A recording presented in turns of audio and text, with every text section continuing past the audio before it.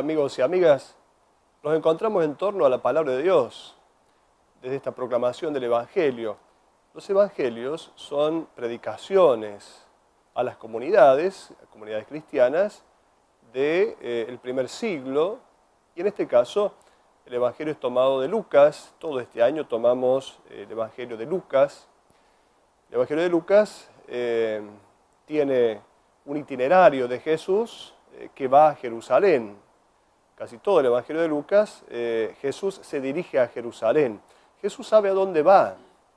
Jesús sabe que está transitando un camino que lo va a llevar a Jerusalén, el lugar de la Pascua.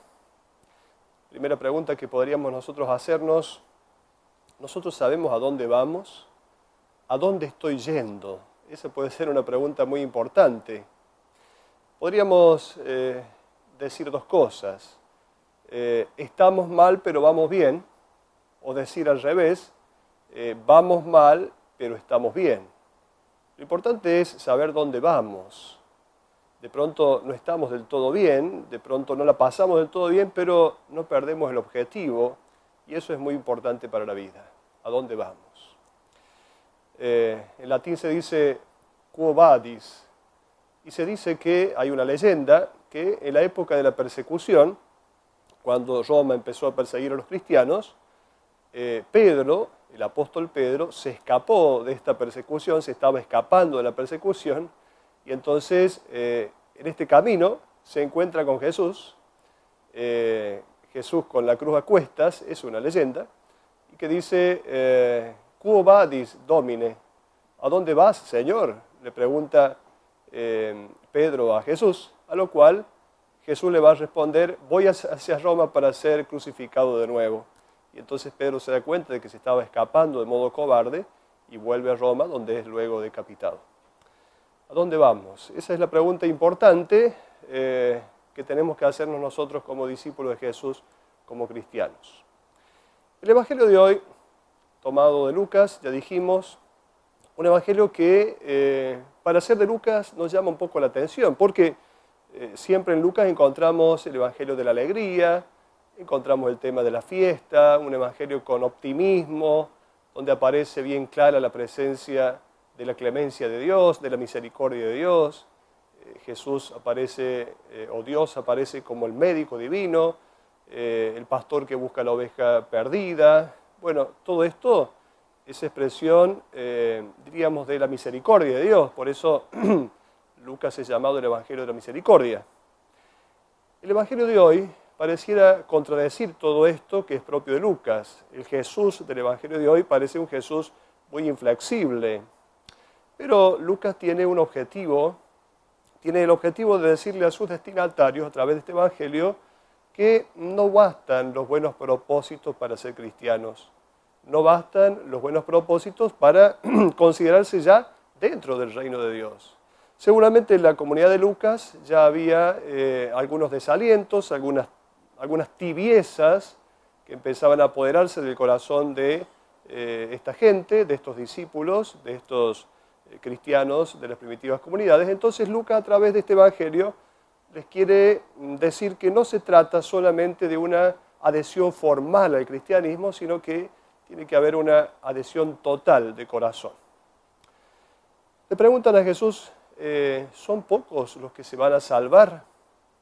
En primer lugar tendremos que pensar qué significa salvación. ¿Cuál es el concepto de salvación? Los fariseos pensaban que ellos estaban totalmente salvados. Los fariseos creían en la resurrección final, la resurrección de los justos. Recordemos que en el judaísmo primitivo no se creía en la vida después de la muerte, pero alrededor del año 150-200 en el judaísmo se comienza a gestar la idea de la resurrección futura, la resurrección de los justos. Bueno, los judíos tenían varias visiones de acuerdo a qué grupo pertenecieran. Por ejemplo, decíamos, los fariseos, ellos creen que sí, que ellos van a resucitar porque ellos son los justos, creen que el pueblo de Israel va a resucitar, no así los pueblos paganos. En cambio, los saduceos, que en general ellos eran los sacerdotes del templo, la clase acomodada, no necesitaban esperar una resurrección futura, una vida futura, no creían ellos en esta vida, en esta resurrección que venía después, porque en realidad lo fundamental era pasarla bien aquí, ya era suficiente con eso. Entonces, hay diversas ideas. Luego, los textos más apocalípticos nos hablan de que, bueno, Dios ha creado a todas las personas, a toda la gente, pero pocos se van a salvar. Dios es el creador de muchos, pero pocos podrán obtener la salvación, y solamente obtendrían la salvación, dicen estos libros más apocalípticos, obtendrían la salvación aquellos que se ligan a la Torá. La Torá es la ley de Dios, se ligan practicando esa Torá. Le preguntan a Jesús entonces cuántos se van a salvar. En realidad, la pregunta no es cuántos se salvan, sino que cuántos se dejarán salvar, cuántos son salvados, porque esto es lo más apropiado. Antiguamente se decía esta expresión, salva tu alma, y existen muchas cruces en diversas iglesias que dejaban los misioneros donde estaba escrita esta frase, salva tu alma, que contiene ciertamente varios errores. En primer lugar, la salvación no es un hecho personal, no es una autosalvación, sino que es Dios quien nos salva. La salvación viene de otro, la salvación viene de alguien diverso, la salvación nos viene de Dios. Entonces, ¿cuántos son los que se van a salvar? Jesús se vale de esta pregunta para decirles finalmente cuáles son las condiciones para llegar a esta salvación, de qué manera nosotros obtenemos esta salvación, que no es en primer lugar, no tenemos que interpretar que la salvación sea en primer lugar qué nos va a pasar después de la muerte, si vamos a ir al cielo o no vamos a ir al cielo. La salvación es la entrada en el reino de Dios, es decir, la entrada en la propuesta de Jesús ya ahora, en el tiempo presente. No se trata de solamente postergar la cuestión para lo que va a venir después de la muerte. Se trata en primer lugar de entrar en el reino de Dios ya ahora, de gozar de los dones de Dios ya ahora, en el tiempo presente. Ser conscientes de estar disfrutando de trabajar en la viña del Señor ya ahora. Bueno, Jesús les va a decir entonces cuál es la condición para ser salvados. Y entonces va a hablar de esta puerta estrecha, la puerta chiquita, esta puerta estrecha. Una puerta pequeña, dice Jesús, traten de entrar por la puerta estrecha. El texto, la traducción dice, traten de entrar por la puerta estrecha. En realidad, este texto dice, luchen por entrar por la puerta estrecha, la puerta chiquita, la puerta no amplia, luchen por entrar, lo cual significa que el cristianismo es una lucha.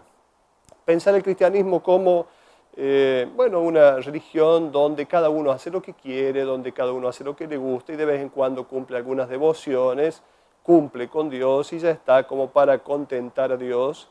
Bueno, esta no es la propuesta de Jesús. Luchen por entrar por la puerta estrecha. Y luchar significa entonces librar una batalla, lo cual es un combate. El cristianismo es un combate contra las fuerzas hostiles, aquello que es lo enemigo de la condición humana.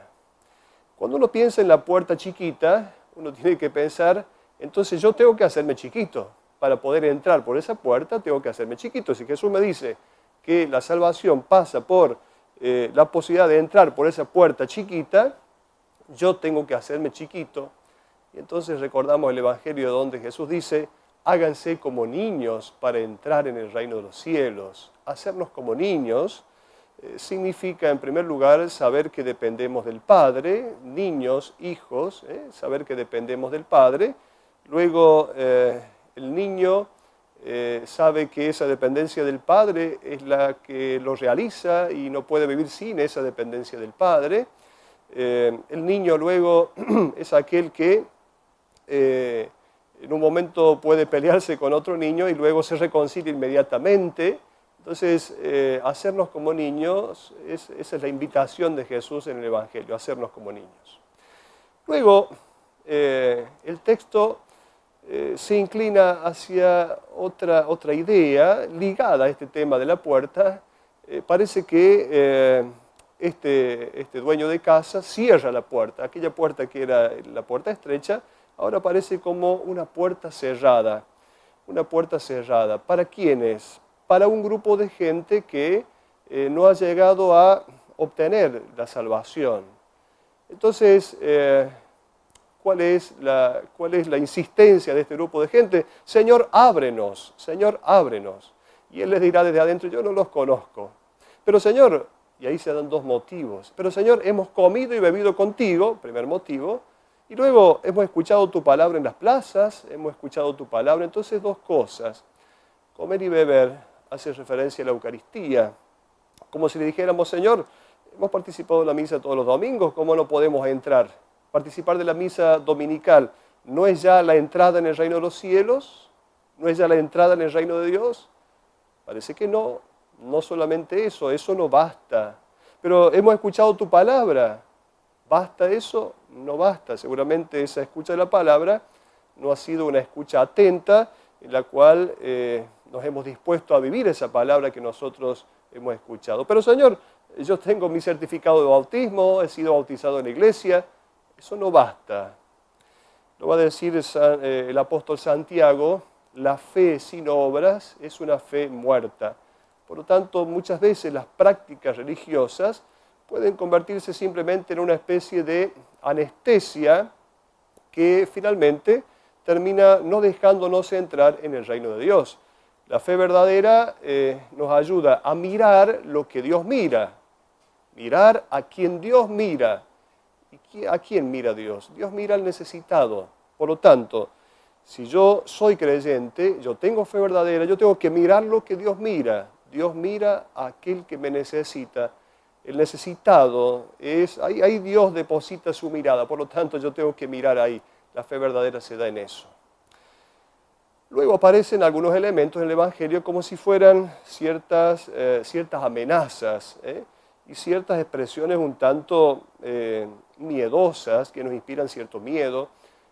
Allí habrá llanto y rechinar de dientes, esta expresión, cuando este dueño de casa no deje entrar y sean expulsados de allí, entonces allí habrá llanto y rechinar de dientes. Esta expresión, que aparece solo en esta ocasión en Lucas, aparece en repetidas ocasiones en Mateo. Recordemos que el Evangelio de Mateo es un evangelio más exigente, donde Jesús es el rabino, es el maestro con exigencia. Mateo es exigente, en cambio Lucas es el Evangelio de la misericordia.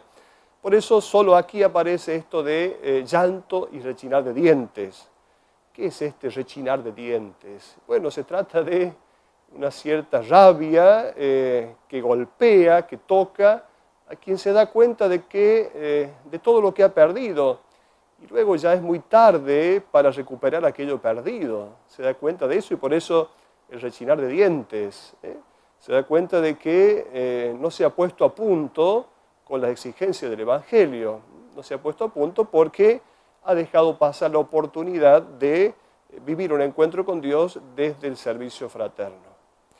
Es un evangelio entonces que nos invita a salir de la tibieza. ¿Cuántas veces nosotros, cristianos, estamos involucrados en esto? Estamos metidos en esta tibieza en la cual pareciera que estamos instalados en esta tibieza. Y bueno, de vez en cuando algún rezo, alguna procesión, alguna devoción para cumplir con Dios, y eso ya es suficiente, y entonces pensamos que ya estamos en el reino de Dios.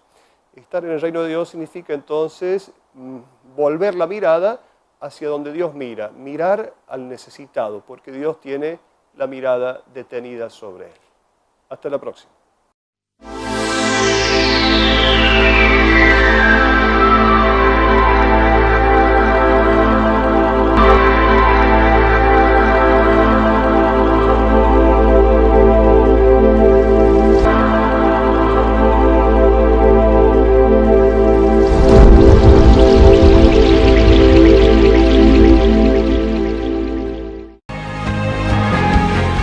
Fue una producción de Canal 6 Cooperativo Freire.